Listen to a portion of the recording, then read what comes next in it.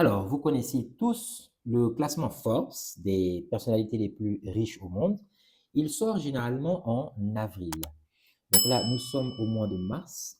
Donc, il y a un autre classement, celui d'un magazine qui a été créé en 1999, qui s'appelle Hurun. Alors, je ne sais pas si je prononce bien. C'est un magazine qui a été créé à Londres, au Royaume-Uni, et dont les bureaux sont notamment basés à Shanghai, en Chine. Donc. Alors, ils ont le Hurun China Rich List, le Hurun India Rich List et le Hurun Global Rich List. Donc, ça, c'est la version internationale. Alors, pour ce classement-là, sur le Global, justement, pour cette année 2026, c'est très intéressant. Et on va voir si ça se confirme avec le classement Forbes du mois prochain. Et bien, pour ce classement, pour la première fois depuis 2022, il y a plus de milliardaires, en US dollar bien sûr, en dollars américains, il y a plus de milliardaires chinois que de milliardaires américains. Alors, c'est à relativiser, mais ça, je viendrai un peu plus tard. Donc déjà, ce qu'on remarque, je ne sais pas si vous vous souvenez, avant, il y a 10 ans, 15 ans, 20 ans comme ça, on trouvait encore, alors il y avait Bill Gates bien sûr, qui était dans la tech, le software, et les gens ont remarqué que l'homme le plus riche du monde était dans la technologie, et non pas dans l'industrie, par exemple. Alors, ça s'est accru. Maintenant, dans le top 10, non seulement on retrouve toujours beaucoup d'Américains, mais on trouve surtout dans le top 10 7 riches qui sont dans la tech, tout simplement. Voilà, dans la tech, dans l'intelligence artificielle, le software. Et on n'en trouve que 3 qui ne sont pas dans la tech. Alors, les 3, bien sûr, il y a Bernard Arnault, le PDG de LVMH, vous le connaissez tous. Donc, lui, c'est le numéro 1 vraiment non-tech. Et voilà, lui il est dans le top 10. Il y a le célèbre investisseur classique, hein, investissement classique, c'est Warren Buffett, une légende vivante de l'investissement. Et donc, lui, vraiment, il n'est pas dans la tech, voilà, même s'il il s'intéresse beaucoup à ça aussi. Lui aussi, il n'est pas dans la tech, il est dans le classement. Et le troisième qui est dans le classement, vous connaissez bien sûr la marque Zara, voilà, sûrement certains d'entre vous même sont peut-être fans, et Amancio Ortega. Voilà, moi, je connais plus, en fait, je connais pas son prénom. Donc, Amancio Ortega, lui, c'est le PDG donc de Zara, et il fait également partie de la liste, il n'est pas dans la tech. À part ça, ils sont tous dans la tech, les 7 autres du top 10. Maintenant, si on prend le top 100, eh ben, on se rend compte qu'il y a plus de milliardaires chinois que de milliardaires américains. Alors, les milliardaires chinois, ils sont au nombre, pour ce classement en 2025, ils sont au 2026, autant pour moi, ils sont au nombre de 1110. Les Américains ne sont pas très loin, ils sont au nombre de 1000, tout simplement, 1000 pile poil, donc 110 milliardaires en moins. Maintenant, on va plus en profondeur et on va s'intéresser aux chiffres. Déjà, il faut savoir que, pourquoi je vous ai parlé tout à l'heure du fait que 7 milliardaires sur le top 10 sont dans la tech, c'est parce que justement, quand on prend le classement global, donc on va jusqu'au top 100, voire même au top 500, pourquoi pas, on se rend compte que aussi, si les milliardaires chinois sont plus nombreux, c'est surtout grâce à la tech. C'est-à-dire que quand on prend leur fortune cumulée en dollars américains, les Américains sont encore plus riches, même s'ils ont moins de milliardaires, mais un milliardaire américain, il vaut encore plusieurs milliardaires chinois. Donc, effectivement, les milliardaires américains, ils concentrent encore plus de capitaux pour l'instant.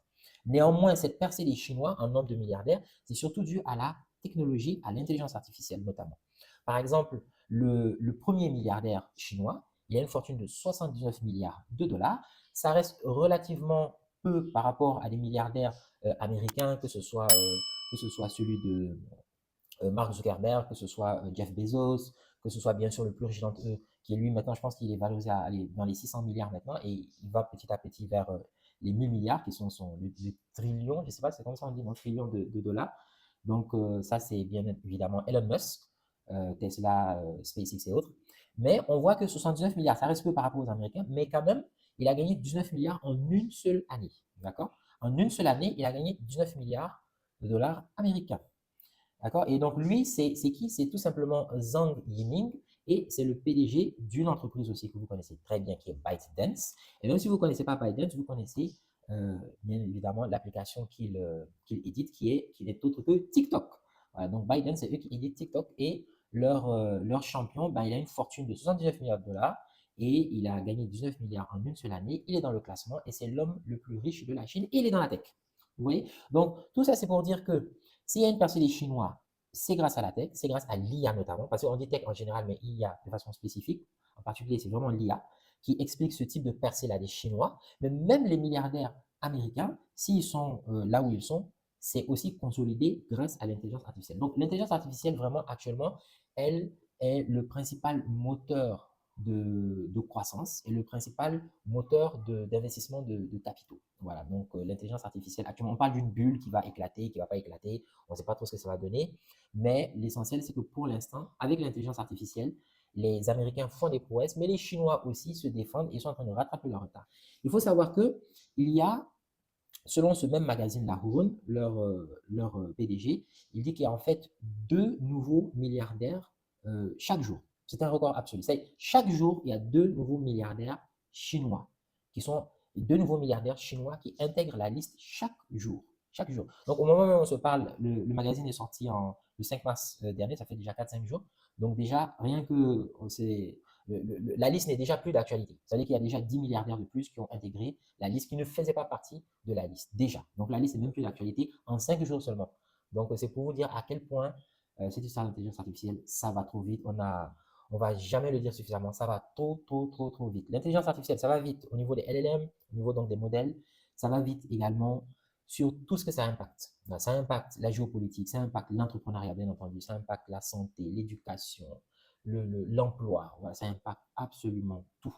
Et ça va trop rapidement. Donc, il faut vraiment suivre. Il faut avoir le rythme pour ça. Donc, ce que je voulais mettre en exergue dans cette vidéo, c'est déjà dire que, donc, même si les milliardaires chinois, pour ce classement-là, ils sont plus nombreux, il faut attendre aussi le classement Forbes du mois prochain. Ça sort normalement en avril chaque année, si je ne me trompe pas. Donc, du coup, il faut voir est-ce que ça se confirme avec le classement Forbes. Ce magazine, même s'il est basé, il a été créé à Londres, mais il est basé principalement à Shanghai, en Chine, mais ils sont assez. Ils sont très crédibles, ils sont crédibles, voilà, puisque de toutes les façons, les Américains dominaient aussi ce classement-là en 2022. Donc, il n'y a pas de raison. Voilà. S'ils disent que les Chinois maintenant de placer, si ce n'était pas crédible, ils allaient le dire, ils allaient dire que les Chinois sont devant bien avant. Voilà. Donc, c'est un magazine qui est crédible. Il faut attendre la confirmation avec Forbes. Et aussi, il faut voir que la leçon à tirer de tout ça, c'est que l'intelligence artificielle actuellement, c'est elle vraiment le capital tech. Le capital tech, en fait, il se redistribue géographiquement et ça ne se passe plus qu'à San Francisco, ça ne se passe plus qu'aux bourses de New York. Maintenant, c'est mondial. Et les Chinois, bien entendu, ils sont dans la danse et ils comptent bien mener la bataille et peut-être même la gagner. Voilà, donc c'est tout ce que je voulais partager avec vous pour aujourd'hui. Je reviendrai probablement avec une nouvelle vidéo si je trouve une autre actualité qui est alléchante. Toujours, on parle bien sûr ici sur cette toute nouvelle chaîne, on parle technologie, en particulier intelligence artificielle, entrepreneuriat et géopolitique. Parce que moi, je suis arrivé à la conclusion que ces trois-là, ils sont interconnectés et que si on veut parler de l'un, on doit parler de l'autre. IA, entrepreneuriat et géopolitique. Moi, c'est Cher Diakité. C'est une toute nouvelle chaîne. Je suis entrepreneur tech et ingénieur IA depuis plus de 14 ans.